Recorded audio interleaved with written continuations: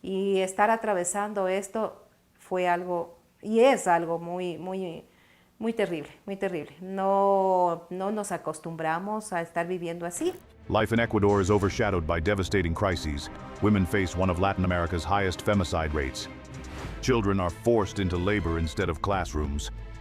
And violent drug cartels have turned cities into war zones, with prisons controlled by gangs, indigenous communities abandoned, and corruption eroding trust in institutions. Many wonder, can Ecuador overcome these compounding tragedies? Let's discover the darkest truths in Ecuador in today's video. But before we embark, smash that like button. This story needs eyes. Subscribe to our channel for updated, interesting content like this. Ecuadorian women are admired for their warmth, vibrant culture, and natural beauty. Yet life for many in Ecuador comes with deep challenges. Behind their radiant smiles, they navigate economic hardships, social inequalities, and a struggle for safety and opportunity, painting a complex picture of resilience in the face of adversity. This crisis buries the lives of every woman, leaving no one behind. Indigenous and Afro-Ecuadorian women are hunted disproportionately, their suffering buried under layers of racism and neglect. 67.8% endure relentless abuse, from beatings to economic bondage, while the system looks the other way. The coastal provinces are the same. Guayas, Manabí, and Los Rios account for half the carnage. Yet authorities treat femicide like an unintentional action. Every 26 hours, another woman is murdered. They murder us, they rape us, they kill us right in front of people, and no one says anything. We are the last to be defended, and that's why we're here defending our sisters, defending our mothers, our daughters. Why? Because we have to die in order for this cause to garner attention. Not stopping from that, Ecuador's girls are losing their futures, trapped in marriages they didn't choose and pregnancies they never planned. Despite laws prohibiting child marriage, nearly 22% of girls enter unions before turning 18, with some as young as 15 or even younger. Poverty, cultural norms, and gender-based violence fuel this crisis, pushing families, especially in rural and indigenous communities, to marry off daughters for economic survival or as an escape from abuse. These unions, often informal but binding, strip girls of their freedom and opportunities. While legal protections exist, weak enforcement leaves them vulnerable, with little recourse when their rights are violated. Jovencitas de noveno, décimo año, ellas prácticamente ya están embarazadas. Entonces sí comienza una encrucijada para ellas y para la familia. Hay padres de familia que aceptan al bebé, aceptan la realidad y se hacen cargo y les ayudan y les permiten seguir estudiando. Pero asimismo hay jóvenes que no reciben esa ayuda y pues incluso las niñas les mandan de los hogares y les toca refugiarse en el hogar del chico. Teen pregnancy remains a critical challenge, with Ecuador having one of the highest rates in South America. There are 64 births per 1,000 girls aged 15-19, accounting for nearly half of all live births in some areas. Even more alarming is the 78% rise in births among girls aged 10 to 14 over the past decade. Many of these pregnancies stem from sexual violence. Yet comprehensive sex education remains scarce, and stigma limits access to reproductive health care. Although abortion is permitted in cases of rape, fear and misinformation prevent many girls from seeking help, leaving them with lifelong consequences. Indigenous and Afro-Ecuadorian girls face the greatest risks, often left without support. They experience higher rates of early marriage and teen pregnancy, further marginalizing them in a system that fails to address their basic needs. Nearly half of indigenous adolescent girls do not complete basic education, a situation worsened by early motherhood. The consequences of early marriage and adolescent pregnancy are devastating, leaving deep physical, emotional, and social scars. Young brides often face severe health risks, including complications from early childbirth, one of the leading causes of death for girls aged 15 to 19. Many endure domestic violence, forced isolation, and a loss of autonomy, trapped in relationships where they have no voice. Dropping out of school limits their future opportunities, perpetuating cycles of poverty. Psychologically, they grapple with trauma, depression, and the crushing weight of responsibilities they were never prepared to bear. These girls don't just lose their youth. They lose their chance at a life of freedom, safety, and dignity. While government initiatives like intersectoral policy for the prevention of pregnancy in girls and adolescents, PPENA aim to reduce adolescent pregnancies, real progress requires more than policies. It demands systemic change. Without addressing the deep-rooted inequalities, poverty, and discrimination that perpetuate this cycle, Ecuador's girls will continue to bear the brunt of a crisis that should have ended long ago. Meanwhile, domestic violence continues to affect countless women across Ecuador, with 65% of women enduring physical, psychological, sexual, or economic violence in their lifetimes. Psychological abuse is the most widespread, tormenting 51% of women, while physical and sexual violence scar 35% and 33%, respectively. Even economic control, a less visible but equally destructive form of oppression, shackles 16% of women, trapping them in dependency. These aren't just numbers. They're a damning indictment of a society where violence against women is normalized. Yet systemic protections remain woefully inadequate. For those who escape, the path to safety is riddled with obstacles. Shelters are scarce, especially in rural areas, leaving many women with nowhere to turn. Mental health support and legal aid are disproportionately concentrated in cities, while stigma and cultural silence discourage victims from speaking out. The result: countless women suffer in isolation, their cries for help muffled by a system that fails to prioritize their survival. Until Ecuador strengthens its support networks and dismantles the toxic norms enabling abuse, true refuge will remain out of reach for too many. This is mainly due to machismo, a deeply rooted cultural force in Ecuador, shaping unequal power dynamics that disproportionately affect women, particularly in rural communities.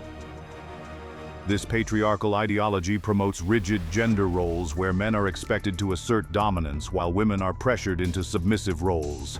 This tradition often tolerates controlling behaviors, infidelity, and even abuse to conform to societal expectations.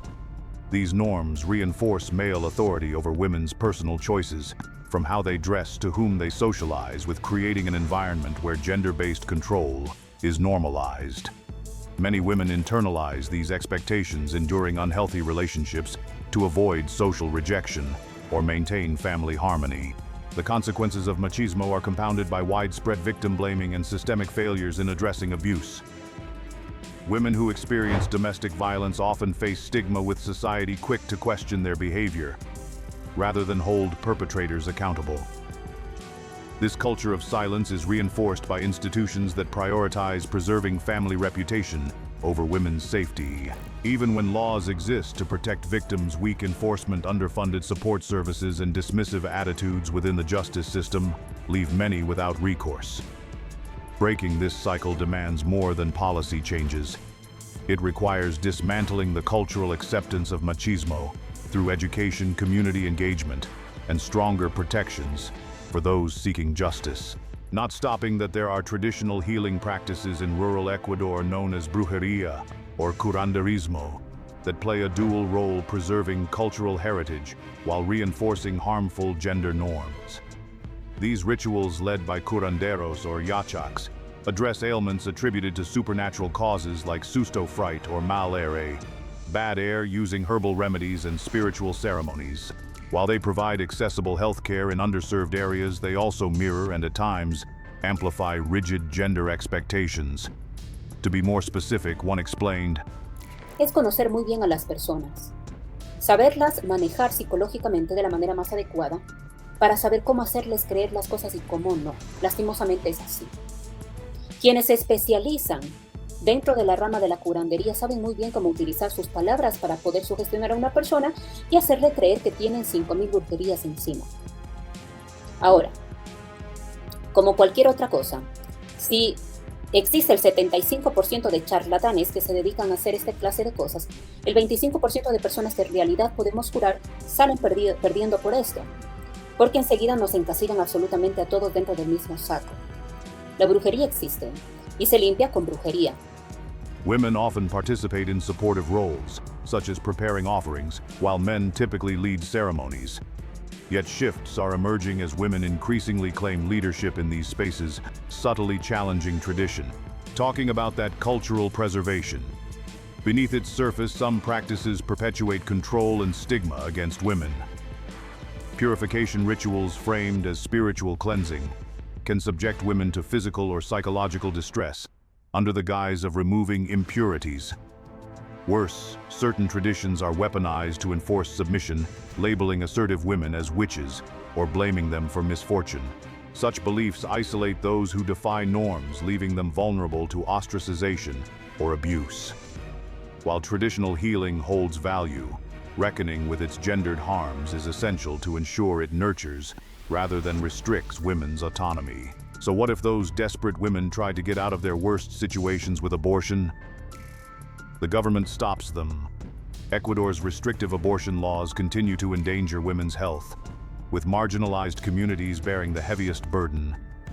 While the Constitutional Court decriminalized abortion in rape cases in 2021 and later extended gestational limits for minors and rural women, the law remains punitive. Outside these narrow exceptions, women face up to 2 years imprisonment for seeking abortions, a reality that has already led to nearly 500 prosecutions in recent years. These legal barriers hit poor and indigenous women hardest as they struggle most to access safe services or navigate complex regulations.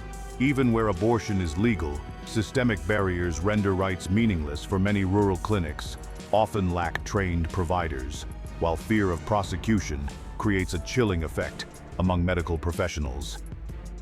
The result is terrifying. Countless women risk dangerous clandestine procedures, contributing to Ecuador's maternal mortality crisis. Though activist movements like the Green Tide campaign for full decriminalization, deep-seated stigma and political opposition stall progress, leaving Ecuador's women trapped between legal peril and life-threatening alternatives. Ecuador's legal prostitution system creates a dangerous illusion of protection, while failing its most vulnerable women and girls. Though technically regulated, the reality reveals a broken system where licensed brothels coexist with a vast underground market. While the law mandates health checks and registration for adult sex workers, enforcement is so lax that most operate outside any safeguards, leaving thousands of women, especially indigenous and migrant workers, exposed to violence and exploitation.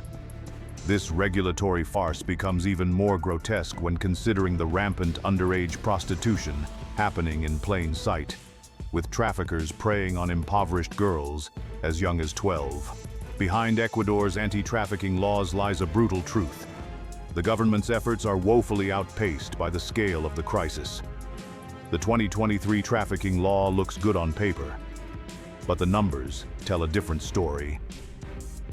Identified victims skyrocketed from 51 to 225 in just 1 year, with 97% being sex trafficking cases. These aren't just statistics. They're indigenous girls trafficked from rural villages, Venezuelan migrants coerced into brothels, children sold by desperate families. While specialized police units now exist, they're underfunded and overwhelmed, unable to stem the tide of a trade that generates millions for criminals while destroying countless lives. Until Ecuador matches its tough talk with real resources and systemic change, the buying and selling of vulnerable people will continue unabated. Once considered one of Latin America's more peaceful nations, Ecuador has been transformed into a battleground for drug cartels and criminal gangs. Its strategic position between cocaine-producing giants Colombia and Peru has made it a prime transit route, fueling an unprecedented wave of violence. The numbers tell a grim story. Homicides skyrocketed from 7.7 per 1,000 people in 2020 to 45 in 2023, a nearly six-fold increase that now ranks Ecuador among the region's most dangerous countries. Cities like Guayaquil have become war zones with brazen assassinations, extortion rackets, and public massacres becoming horrifyingly commonplace. One soldier confirmed that this location is a hotspot where gangs offer money to recruit new members. Una educación perfecta, llegan embarcaciones pequeñas en las cuales cargan con las sustancias sujetas a fiscalización y la proceden a embarcar en el puerto que está cerca. Ecuador's overcrowded prisons have become de facto headquarters for drug cartels, where inmates outnumber capacity by staggering margins. The literal penitentiary built for 5,000 was crammed with double that number, with deadly consequences. Since 2021, over 400 prisoners have been slaughtered in gruesome riots as gangs battle for control. These facilities aren't just holding cells. They're operational hubs where criminal leaders coordinate hits, drug shipments, and recruitment drives with shocking impunity. Perhaps most heartbreaking is the crisis engulfing Ecuador's youth. Gangs are systematically recruiting children, some as young as 12, to serve as lookouts, drug mules, and even hitmen. In just the first half of 2023, 248 minors were murdered while over 1,300 were arrested for gang-related crimes. In hotspots like Guayaquil and Duran, kids face an impossible choice: join or die. One of the most significant and well-documented cases is that of 19-year-old Javier Vega, who was killed by soldiers in February 2024. His grieving parents visit his grave twice a month, remembering him as a good young man, full of dreams, who died unjustly. They dirtied the name of my son by calling him a terrorist. We're looking for justice. We want them to retract their statements, admit they made a mistake, and that they acted outside the law. Ecuador's ports, especially Guayaquil, have become cocaine superhighways with drugs hidden in banana shipments bound for Europe, and the U.S. local gangs now work hand in hand with Mexican cartels and Albanian mafias, creating a deadly transnational network. The government's response, including states of emergency and President Noboa's Plan Phoenix, has so far failed to stem the tide. Sigo pensando y sigo manteniendo que la policía, si hubiese querido ayudar, hubiese ayudado. Corruption saps enforcement efforts, while the sheer scale of criminal infiltration makes any solution daunting. Ecuador's crisis is no longer just about drugs. It's a full-blown threat to national stability, with innocent civilians paying the highest price. Without urgent coordinated action, the violence shows no signs of abating. Ecuador's cities are buckling under the weight of a growing humanitarian emergency, where homelessness and extreme poverty have become inescapable realities for hundreds of thousands.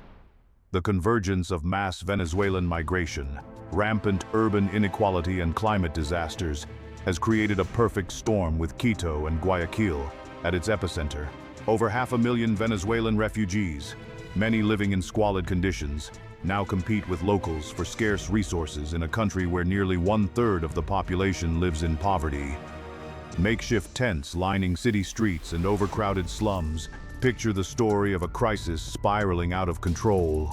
Beyond the visible homelessness lies an even grimmer reality: the sprawling informal settlements where families live without clean water, sanitation, or stable housing.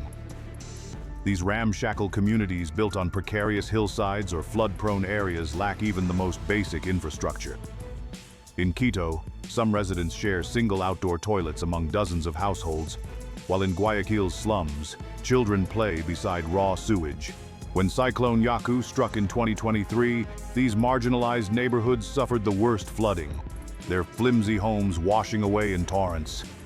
A brutal reminder of how climate change disproportionately punishes the poor. The human toll is most devastating for Ecuador's vulnerable youth. In the slums of Guayaquil, teenagers sleep in shifts to guard against gang recruiters, while in Quito's shelters, unaccompanied minors beg for food instead of attending school. Women face constant threats of violence, especially after dark or during disasters when protection systems collapse. Despite patchwork solutions like Quito's experimental sanitation blocks, the crisis demands far more: a coordinated national response that addresses root causes rather than just symptoms. Until Ecuador confronts the intersecting crises of migration, inequality, and climate vulnerability, Its cities will remain tinderboxes of desperation. Beneath Ecuador's picturesque landscapes and bustling cities lies a hidden crisis. 250,000 children toiling in fields, mines, and streets instead of classrooms. About 92% are rural workers, 67% from indigenous communities, where 5-year-olds wield machetes in banana plantations and 10-year-olds mix toxic chemicals in flower farms. These aren't part-time chores but survival labor. 13% endure abuse, while 6% abandon school entirely. In urban centers like Quito, the crisis takes darker forms. Children forced into begging rings or forced to shine shoes until midnight by criminal networks. The statistics reveal a national failure: 85.9% in backbreaking agriculture, 4% in perilous mines, and 10.1% trapped in informal servitude. For Ecuador's street children's survival is a daily gamble.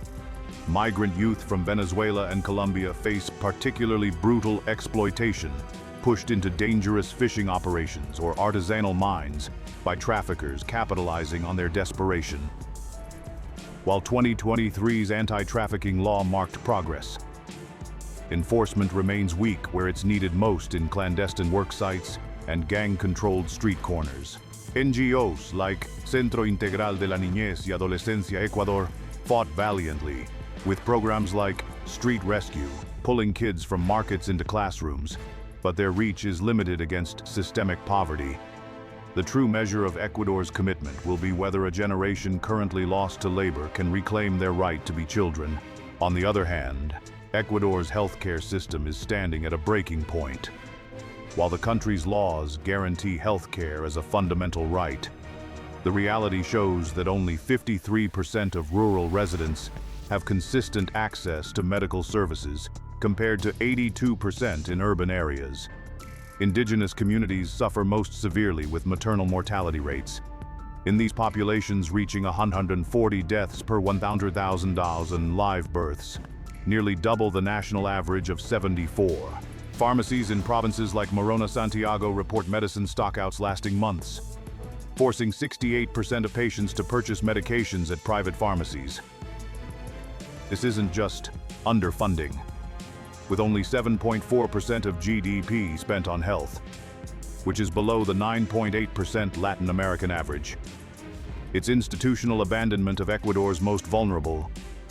The system's collapse stems from multiple, interconnected failures. Rural areas bear the brunt, with 42% of communities lacking any permanent medical staff.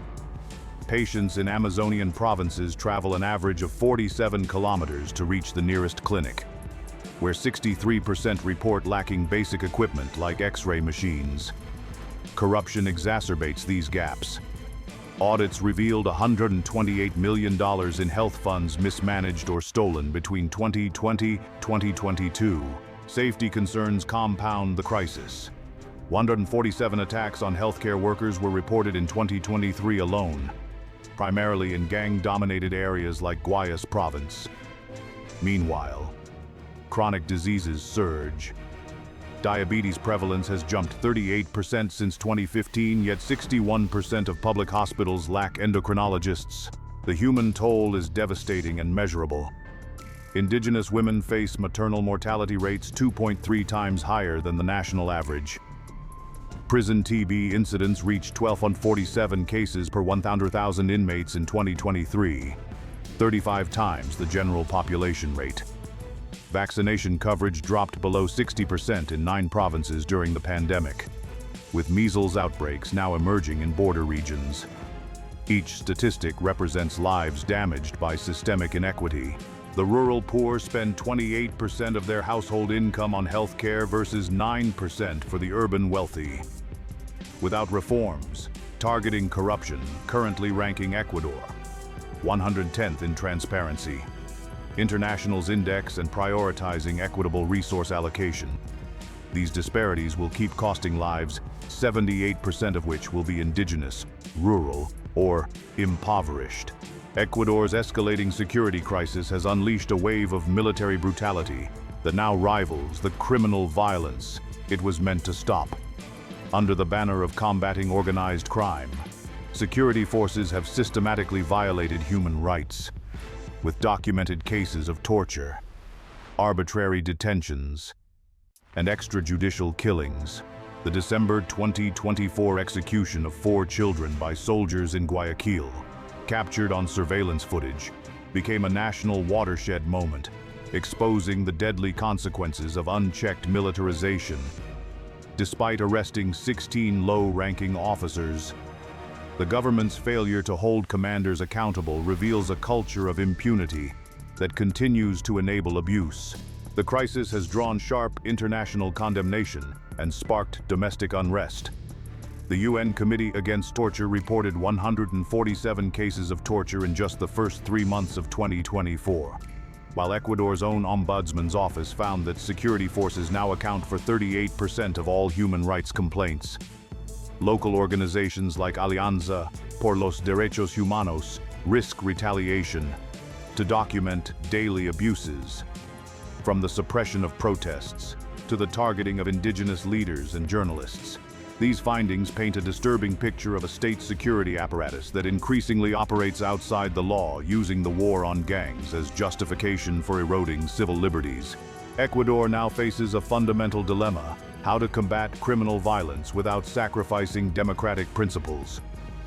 While violent crime remains a serious threat, the military's heavy-handed response has created new victims and undermined public trust.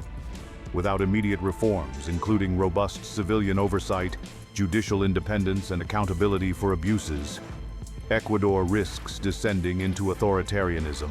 The international community watches with growing concern as the country's human rights crisis deepens, with each new atrocity further blurring the line between protectors and perpetrators. Life in Ecuador is a paradox of breathtaking landscapes and brutal realities, where indigenous preconceptions collide with urban violence and poverty forces children into labor, while cartels wage war in the streets. Women navigate constant fear of femicide. Families endure crumbling healthcare, and entire communities are caught between gang rule and military crackdowns. Can Ecuador break free from this cycle of crisis? Share your thoughts in the comments below. That's the end of our video. If you find our video helpful, hit the like button, and see you next time. And then see you next time. And then see you next time. And then see you next